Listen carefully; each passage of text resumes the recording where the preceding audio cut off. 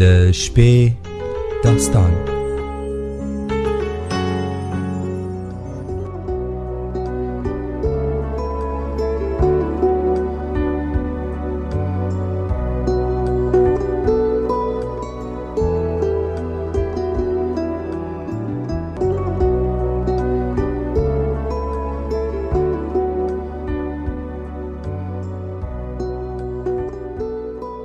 د واکمن ولایت زاله څښتن په سپېڅلي نامه د سپوږمۍ راډیو قدرمنو اورېدونکو او په ځانګړي ډول د شپې داستان خپرونې درنو مینوالو سلامونه، ستړي مه شئ او له رنګینیو ډکه شپه مو پخیر.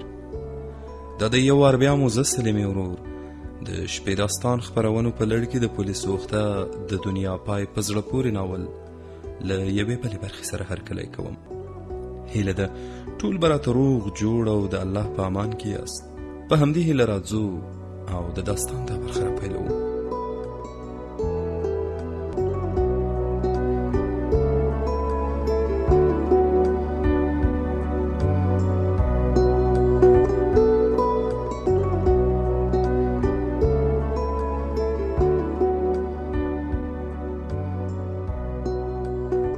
د دارلامان د روږدو کسانو 40 بستریز روغتون څخه د وتلو پر مهال په دې خوښ وم چې خپلې کورنۍ ته حد اقل له یوې ګټورې لاسته راوړنې سره ورګرځم او دوام ورکوم.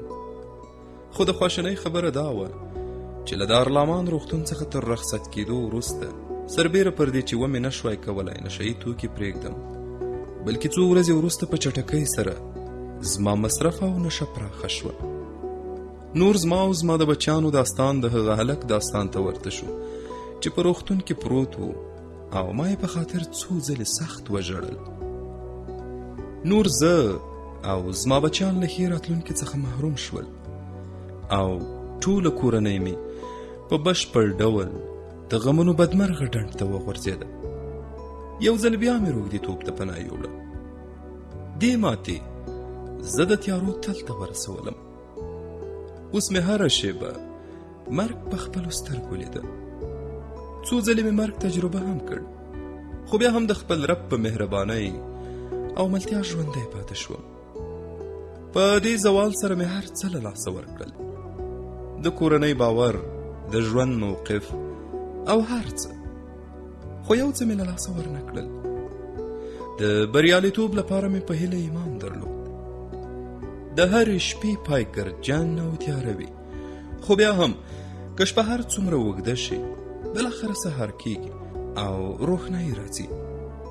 تیاره چې هر څومره اوږده شي، کله چې د هیلې او امید کړکۍ پرانستل شي، نور امکان نه لري چې تیاره دې دوام ومومي او انسان دې نابود کړي. د هیلې یوه کوچنۍ اندازه دومره قوي او ځلانده ده لکه د لسګونه خونړیو کلونو ستونزې.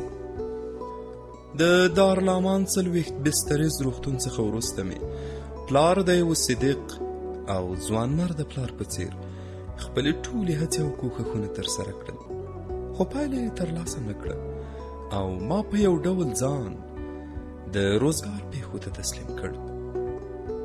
تر پلې سوخته لاندې ژوند ورځ تر بلې ګواښونکی کېده. تر دې پله لاندې د ناځوانۍ کلتور په لویه کچه د انسان وژنې څپې په څیر خپور و. د انسانیت او ملګرتیا پر بنسټ ژمن او صادق انسان هلته په ډېرې سختۍ پیدا کېده. ټولو یو بل ته چل او فریب ورکاوه. هر چا خپل جرم د بل په غاړه ورچاوه او په ټوله کې د هر چا دنده دا وه چې یو او بل ووژني او یا یې عزت له خاورو سره خاورې کړي. پلې سوخته کې مې د اته د زوی په نوم یو ملګری درلود. صادق، ژمن او ځوانمرد انسان و چې له ښار څخه به یې بوتل راټولول او پلورل یې. دا کس په ملګرتیا کې له ځانګړي صداقت او میړانې څخه برخمن و. له ما سره یې په خیمه کې یو ځای ژوند کوو. بالاخره له ډاره ډکو او وحشتناکه ورځو موږ ته هم زیان ورساوه. دواړه په یوه ډېره خطرناکه ناروغۍ اخته شو. دا داسې ناوړه ناروغي وه چې د ناستې ولاړې توان یې له موږ څخه اخیستی و.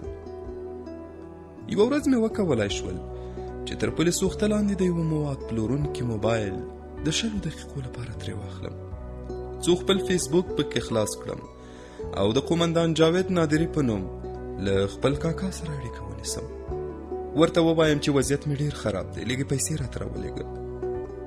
همداسې مې وکړل. له کاکا سره مې اړیکه ټینګه شوه، د پیسو غوښتنه مې ترې وکړه. ده راته وویل چې تر سبا یې درلېږم. د همدغې ورځې په مازدیګر مې یو بل موبایل پیدا کړ چې د حوالې شمیره یې راولېږله.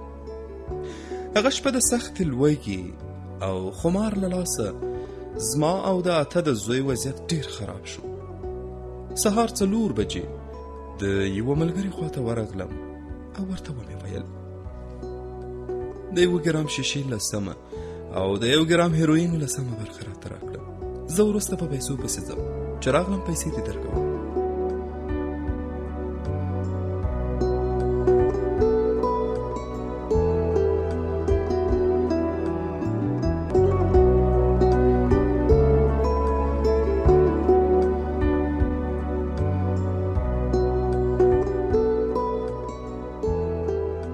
زما خبره یې ومنله. په خپله مې د شیشې یوه دانه راویسته.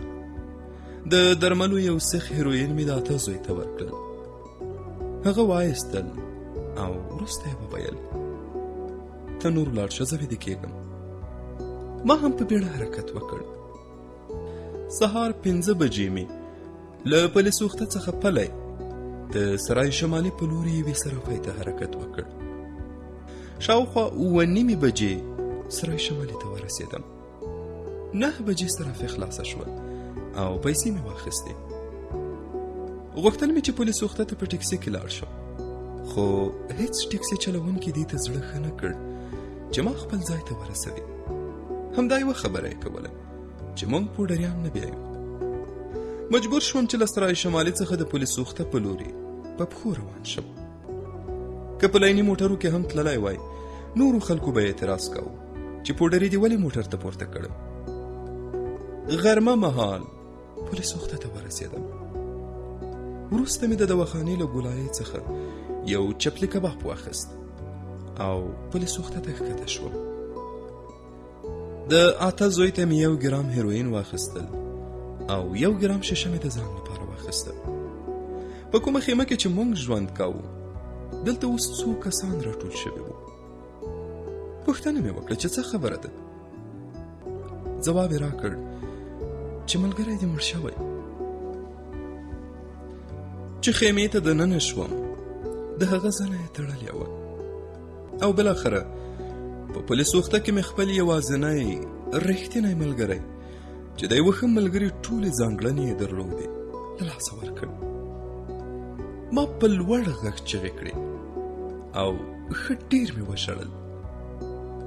هغه هیروین چې مې ورته اخیستې وو 4 برخې مې کړل او 4 روږدو کسانو ته مې ورکړل. مړی مو له خیمې څخه راویست او د پله سر ته مو یووړ څو پولیس راشه او انتقال یې کړي. بالاخره پولیس راغلل. مړی مو ورته تسلیم کړ او موږ بیرته خپلې خیمې ته راغلو. کله مې چې خپل وسایل وکتل، ټول غلا شوي وو. د اته د زوی یوازې پښې روغې پاتې وې، نور بدن یې ټول ټوټه ټوټه شوی و. سخت خفه شوم. له خپل ځای څخه اوچت شوم او پریکړه مې وکړه چې نور به دې بدمرغې خیمې ته نه راځم. دا وخت څو تنه په بیړه راغلل او له خیمې څخه راتاو شول. مخکې مې یوه ملګري راته ویلي وو چې نستو وروره که لاړ نه شي وژنې دي. پوښتنه مې وکړه ولې؟ ویل یې مواد پلورونکو ویل که چیرې نستو له دې ځایه ورک نه شي، کومه ورځ به کوم خبریال راشه او د نستو په اړه به خبر جوړ کړي. دا د دې سبب کیږي چې په پلي سوخته کې زموږ کار او ګټه له ګواښ سره مخ شي. مخکې هم تصویرونه اخیستل شوي وو او په پله باندې سریښ شوي وو. ملګري مې زیاته کړه چې مواد پلورونکو په خپل منځ کې ویل که لاړ نه شي، د ده د وژلو ښه لاره دا ده چې یوه غښتلي پوډري ته 4 ګرامه مواد ورکړو څو دی د چاقو په وسیله له منځه یوسي. وروسته مې فکر وکړ چې د اته زوی هم لاړ او له دې وروسته دا ځای ډېر خطرناک دی. بهتره ده چې دا ځای پرېږدم. پاڅېدم او د پله 4 خواوې مې له سترګو تېرې کړې. ګورم چې د تورپل د 114 څپل ترڅنګ 3 جسدونه پراته دي. یو سپینګیری کاکا همدا مهال د ساه ورکولو په حالت کې و. بل اړخ ته یو مواد پلورونکی له ښایسته هلک سره په خندا او مستۍ مصروف و. بلې څنډې ته لږ وړاندې یوه ښځه له ډېر خماره ځورېده. زما ترڅنګ یو ماشوم له سختې لوږې کړېده او چا یې غږ نه اورېده. په همدې ډول زرګونه نورې پیښې چې هره یوه یې ترخه وه او د انسان زړه یې ماتاوه په یوه شېبه کې زما تر سترګو تېرې شوې. بالاخره له دې ځایه مې حرکت وکړ. بیرته د اته د زوی خیمې ته نږدې شوم. ستونی مې له ډېره غمه ډک ډک کېده. په زړه کې مې ویل دا اته زویه د قیامت په ورځ د لیدو په هیله. کله مې چې د پله 4 خواوو ته وکتل زرګونه غمجنو کیسو زه هم د میلیونونو روږدو کسانو په څېر داسې راګیر کړم چې په زړه کې یې ساتلې وي او تور زړه یې ورځ په ورځ لا توروي. په چټکۍ سره د پولیسو خته د لاندې لاړم. د کومې کندې په منځ کې چې مخکې وم هلته مې شاوخوا وکتل. ګورم چې روغ انسانان د تګ راتګ په حال کې دي. په چټکۍ سره له کندې راووتم او شاته مې وکتل. په زړه کې مې وویل ای ناځوانه تمساح د الله په امان، ای ناځوانه پله، ای د مافیا د شیدو غوا، ای د ستومانه کورنیو د هیلو او امیدونو قصاب خانې په مخه دې ښه.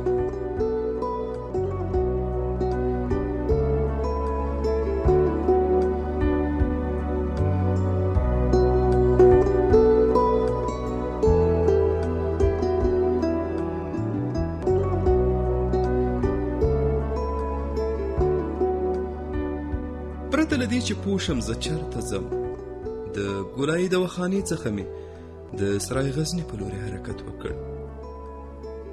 اوس نو تیاره خوره شوې وه. له کتار ولاړو مجللو ودانیو څخه د تېرېدو په حال کې وم چې د ماشوم غږ مې په غوږو کې وکړنګېد. پلار جانه راشه، راځه کور ته. دې غږ سخت وځورولم. هغه جمله چې زما ماشومان یې هېڅکله هم نشي ویلی.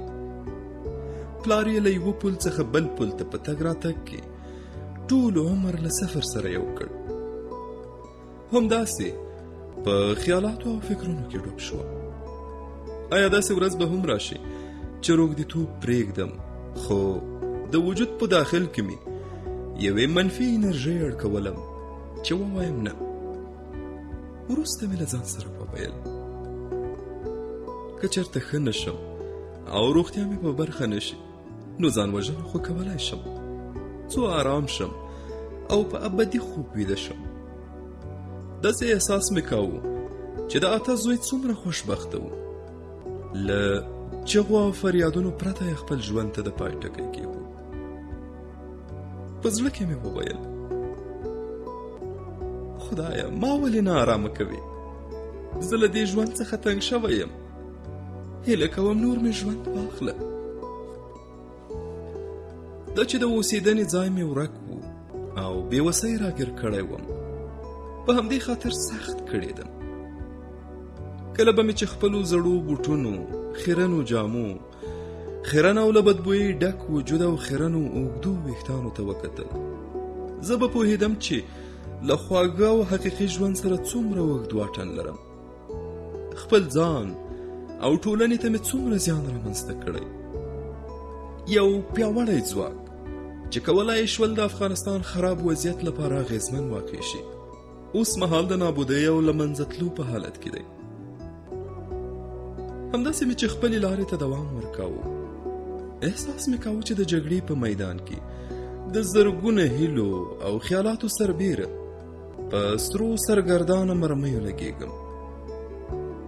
هغه شپه دومره ډېر پلی وګرځېدم چې نور مې پښې ستړې او بېسېکه شوې. کله مې چې شاوخوا وکتل او فکر مې وکړ، آن د شاید و شمشیره د پله سر ته رسېدلی وم. توره شپه وه. د آریانا مارکیټ له چوکیدار او څو سپیو پرته بل هیڅوک نه لیدل کېدل.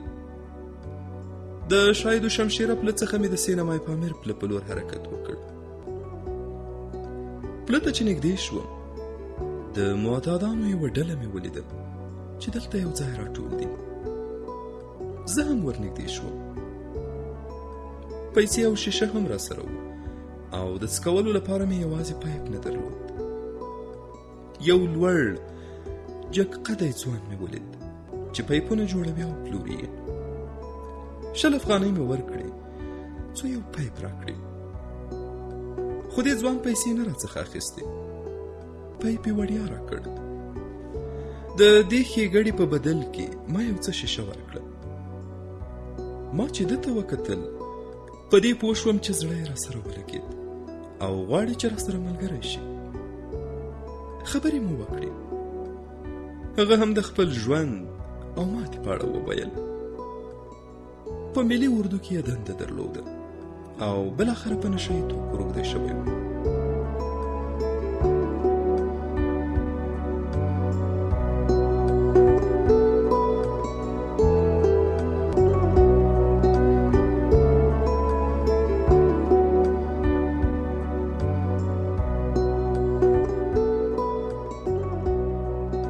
دا ځوان ادریس نومیده. لوړ او د ښه هیکل لرونکی ځوان و چې اوس یې وزن ډېر کم شوی و. ادریس د پایپ جوړولو خپل ټول وسایل راټول کړل او وروسته یې ماته وویل، نادري صاحب، بهتره ده چې له دې ځای څخه لاړ شو. زموږ خواته ډېر ښه ځای دی. ما ورته وویل، سمه ده، زه چې لاړ شو. حرکت مو وکړ. د رجال برجسته ریاست څخه تیر شو او د تخنیک لیسې ته ورسېدو. کله چې له هغه ځایه تیر شو، د شاید و شمشیره پله سر ته ورسېدو. وروسته ادریس په یوه پړي ځان ځوړند کړ او د پله لاندې برخې ته یې ځان ورساوه. ما هم ورته کار وکړ. دا وخت زما وزن ډېر کم شوی و. له یوه ځای څخه ښکته کېدل او پورته کېدل ډېر راته اسانه شوي وو. کله چې ښکته شو، د شاید و شمشیره پله ختیځ لور ته د کاکا یونس په نوم یو سپین ږیری و چې د جمشید په نوم یو ملګری یې درلود. د مهری ملنګ په نوم یو بل کس هم همدلته و. له ما سره راغلی ځوان زه دوی ته ور وپېژندلم. جمشید او مهری ملنګ زه له وړاندې پېژندلم. ویل چې دا پېژنو، نستو نادري دی. ادریس راته وویل چې پولیس وختاو یا کوم بل ځای کې څه کوي، همدلته له موږ سره پاتې شه. ما هم ورسره ومنله. شپه اوږده وه او زموږ مصرف هم پیل شو. دې ځای له پولیس وخته سره ډېر توپیر درلود. دلته فرهنګ بیخي بدل و. یو او بل ته به یې سختې ښکنځلې کولې. یو عادت یې ډېر ناوړه و. دا ډېره بده او له ظلم څخه ډکه ټاکنه وه. دوی به چې کله د سپیو کوچني بچان ولیدل، په ډېره بېرحمۍ به یې وشل. ادریس راته وویل چې زه د 10 دقیقو لپاره چېرته ځم، بېرته راګرځم، ته همدلته اوسه. 10 دقیقې وروسته د سپي له 2 بچیانو سره راغی. ویل یې صبر چې ساعتېری وکړو. د سپي یو بچی یې راونیو او تر ډېره یې له مرۍ څخه کلک نیولی و. نږدې و چې مړ شي. وروسته یې په ځمکه اوږد څملاوه او د هیروینو دود یې د هغه سپږمو ته ونیو. کونګری وکړنجېد. له خپل ځای څخه پورته شو او د مهری ملنګ خواته نږدې شو. ملنګ دا مهال کریستال څکول. سیخ تیار ګرم و. کوچنی کونګری یې په ګېډه کې ورباندې وواهه. د سپي چغه پورته شوه. ادریس بیا له ځمکې پورته کړ او په ډېرو پوچو الفاظو او ښکنځلو یې بیا زندۍ کړ. دومره وخت یې زندۍ کړ چې بالاخره یې له خولې څخه وینې وبهېدې. کله یې چې خوښه یې کړ دمه یې ختلې وه او مړ شوی و. دا وخت ټول چوپ شول. وروسته یې د مهر ملنګ خواته وکتل او ورته ویې ویل دا تر سبا شپې پورې وساته څو بیا ساعت ورباندې تیر کړو. وروسته یې په پرله پسې ډول هیروین وڅکول او ویې ویل ښه نو ته همدلته پاتې شه، دواړه د مخزن کوڅې ته ځو. په هغه ځای کې مو د تیلو پلورلو یو دکان تر سترګو کړی. موږ به لاړ شو چې له دکان څخه غلا وکړو او د سبا شپې خمار غم وکړو. ادریس حرکت وکړ. مطلقه چوپتیا وه. د شاید و شمشیره پله له ختیځ لور څخه د یوه ځوان هلک غږ پورته شو. ویې ویل مهره ملنګه خیریت دی؟ مهره ملنګ داسې برېښېده لکه برېښنا چې نیولی وي. له خپل ځایه پاڅېد او ویې ویل امر وکړه رئیس جانه، نستو نادري را سره دی. هغه په نورین تلویزیون کې چې ویاند و. په ناڅاپي توګه د دغه ځوان علاقه زیاته شوه او ویې ویل او نادري صاحب دا ځای چېرته او تاسو چېرته؟ دلته څه کوئ؟ دا ځای ستاسو لپاره نه دی، راځه زموږ خواته.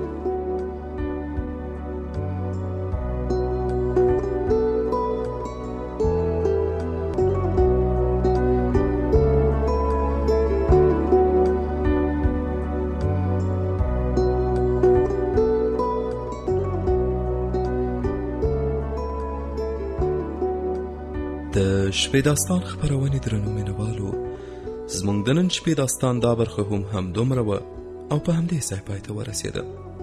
تر بیا او بلې شپې چې یو وار بیا زه سلیمې ورور د دغه په زړه پورې داستان له پاتې برخې سره ستاسو درانه چوپړ ته راځم. تاسو په لوی او مهربان الله سپارم.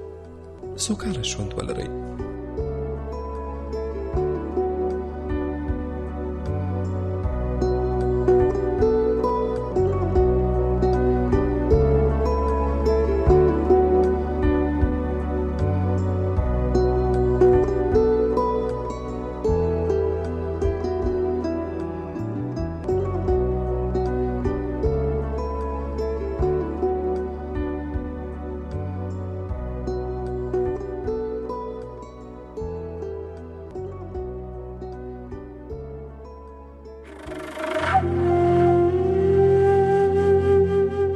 د شپې داستان.